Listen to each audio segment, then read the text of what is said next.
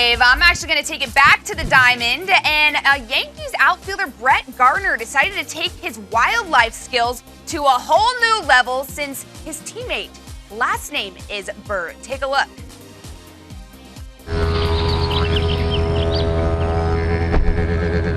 Oh, look, there he is. No one has seen this species in over a year. Let's follow him.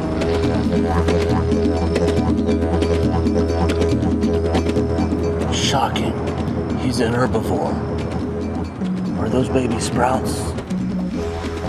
Let's see if we can lure him out into the open.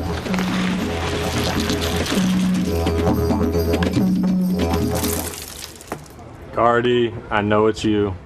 It's not Gardy, it's Cece.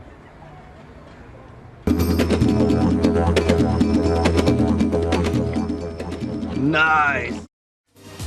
When you have Greg Bird on your team, might as well have a little practice in your wildlife skills.